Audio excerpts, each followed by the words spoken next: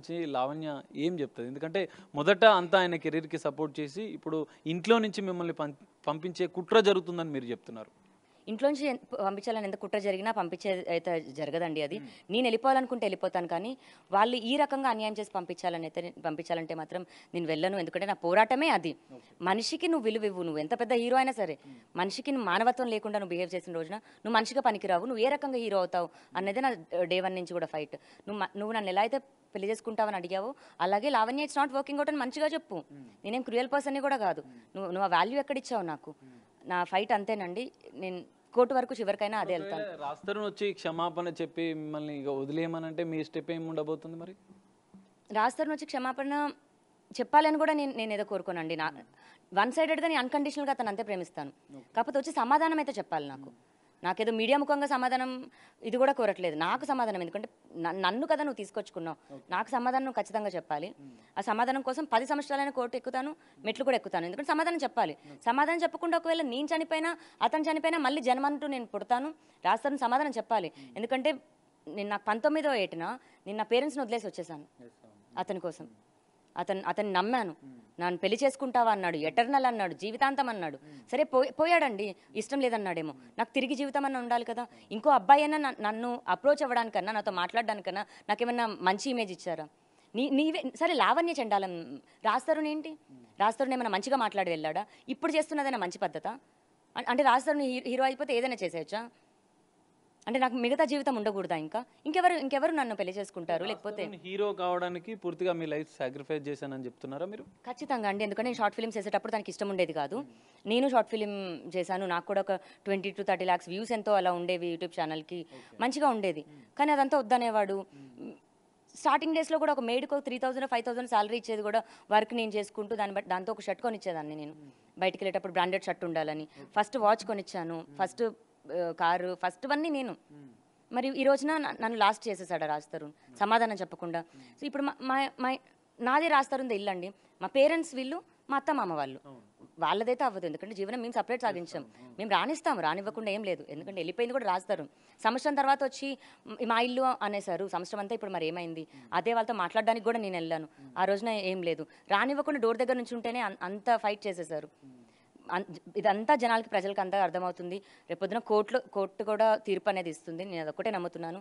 మనం కూడా అందరం చట్టాన్ని గౌరవించి చట్టపరంగా వెళ్దాము, పోలీసులకి గౌరవిద్దాము. గౌరవంగానే నిలుస్తుందండి.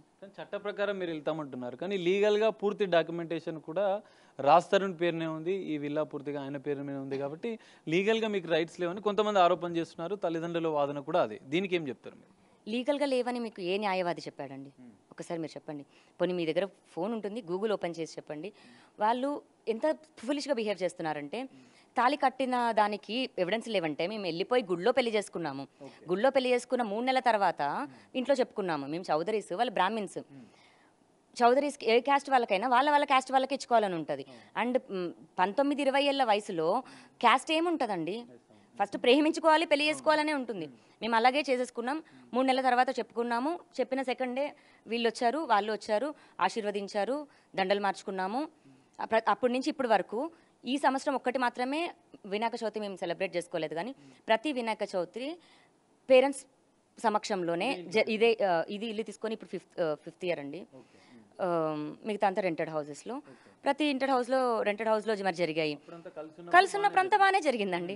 మొన్న నన్ను లాస్ట్ ఇయర్ డ్రగ్ కేసులో వెళ్ళేటప్పుడు కూడా నా అత్త మామ నన్ను వచ్చి ఫ్లైట్ ఎక్కించి వెళ్ళారు ఎయిర్పోర్ట్కి. ఇదే ఇక్కడ కూర్చొని ఉన్నాము, ఇక్కడే తిన్నాము, ఇక్కడే పార్టీ చేసుకున్నాము, ఇక్కడే తాగాము. అంతా మేము డ్రింక్ చేస్తామండి. నేను చేస్తాను, మా డాడీ చేస్తాడు, మా అత్తమ్మ చేస్తారు, మా అంకుల్ కూడా చేస్తారు. అందరూ కలిసి డ్రింక్ పార్టీలు చేసుకొని అంతా బాగానే ఉండే అప్పటి వరకు. Open thing. ఇంత జరిగాక మేమేదో ఇది చేయమో అన్నది కూడా ఏం లేదు. వాళ్ళు కూడా డ్రింక్ చేస్తారు. ఆంటీ కూడా బియర్ సేవ్ చేస్తారు, అప్పటి వరకు మొత్తం సపోర్టింగ్ గా ఉన్న అత్తమామలు మరి ఇప్పుడు పూర్తిగా మిమ్మల్ని యాంటీగా చేసి మీకు వ్యతిరేకంగా ఉండడానికి మీరు ఎట్లా చూస్తారు? అంటే మనిషి కావాలనుకున్నప్పుడేమో తప్పులు కూడా ఒప్పులు అయిపోతాయి, మనిషి వద్దనుకున్నప్పుడు ఒప్పులు కూడా తప్పులుగా చూపించి వదిలించుకుంటారు అని అయితే నాకు అర్థమైంది. నేను మీకు ఒకసారి ఆ డాక్యుమెంట్స్ ఇవ్వాలి. ఇప్పుడు మరి మీరు లీగల్ ఫైట్ ఏ విధంగా వెళ్దాం అనుకుంటున్నారు? మరి మీ దగ్గర ఆధారాలు ఏమైనా ఉన్నాయా మరి? అన్ని ఆధారాలు ఉన్నాయి. అండ్ రాజ్ తరుణ్కి మేము 80 lakhs వరకు ఇచ్చాము. అది డబ్బు పరంగా ఉండొచ్చు, కార్ పరంగా ఉండొచ్చు. మా దగ్గర కూడా స్విఫ్ట్ కార్లు ఇప్పుడు 2 ఉండేవి అండ్ ఒక ఇన్నోవా కార్ ఉండేది. అవి మేమే యూజ్ చేసుకునే వాళ్ళం. మరి రాజ్ తరుణ్ పేరు మీద అప్పుడేం లేవు కదా. రాజ్ తరుణ్ పేరు మీద ఫస్ట్ కార్ ఎప్పుడు వచ్చింది, ఫస్ట్ ఏదొచ్చింది కూడా కన్సిడర్ చేస్తే ఇప్పుడు ఇన్ని ఇయర్స్ తర్వాత ఈ ఇల్లు పట్టుకొని ఇల్లు నా పేరు మీద ఉందంటే 8 కిరాయిలు మారాం. 8 కిరాయి ఇంటికి ఎవరెళ్ళి టూలెట్ బోర్డు చూశారు, ఎవరెళ్ళి ఇల్లు వెతికారు, ఎవరెళ్ళి సామాన్లు సర్దేవాళ్ళు, ఎవరెళ్ళి ఇంటి పని అంతా చేసుకునేవాళ్ళు. ఇదంతా డాక్యుమెంటేషన్ ఇల్లు అతని పేరు మీద ఉండొచ్చు, కోర్టు కన్సిడర్ చేస్తుంది కదా. సో మేము ప్రాపర్టీ పైన కూడా ఇదేసాము. అండ్ వీళ్ళు చాలా ఫూలిష్గా ఆలోచిస్తున్న విషయం ఏంటంటే పెళ్లి అన్నది రిజిస్టర్ కాలేదు అంటున్నారు, కానీ 7 సంవత్సరాల తర్వాత లివ్-ఇన్ కూడా పెళ్లి కింద కన్సిడర్ చేస్తుంది. మెయింటెనెన్స్ యాక్ట్ వేసుకోవచ్చు, లివ్-ఇన్ టుగెదర్లో కూడా మెయింటెనెన్స్ యాక్ట్ వేసుకోవచ్చు అని కూడా మన చట్టంలోనే ఉంది. నేను ఇప్పుడు కూడా మెయింటెనెన్స్ యాక్ట్ లేదు. సంవత్సరం అవుతుంది రాజ్ తరుణ్ వెళ్ళిపోయి. తినడానికి కూడా బేసిక్ దాంట్లో ఉంటూ మేడ్ కూడా లేకుండా నేను మా తమ్ముడే మొత్తం పనులు చేసుకుంటూ 10 కుక్కలతో అలాగే బేసిక్లో బతుకుతున్నాము. మెయింటెనెన్స్ కట్టలేదు. మరి నా ఇల్లు అన్న రాజ్ తరుణ్ ఇప్పుడు సొంత ఇల్లు ఉన్నా సరే బేసిక్ మెయింటెనెన్స్ కట్టాలి కదండి. బేసిక్ మెయింటెనెన్స్ కట్టలేదు, పవర్ బిల్లు కట్టలేదు, ఏ బిల్స్ కట్టలేదు. నా ఇల్లని వచ్చి ఇప్పుడు గొడవ చేశారు. మేము అప్పు చేసి నా ఉన్న బంగారం కూడా పెట్టేసి నేను మెయింటెనెన్స్ కట్టుకున్నాను. నా ఇల్లు నన్ను బయటికి మెడ కట్టుకొని బయటికి పంపించారు. ఎంతవరకు అది కరెక్ట్?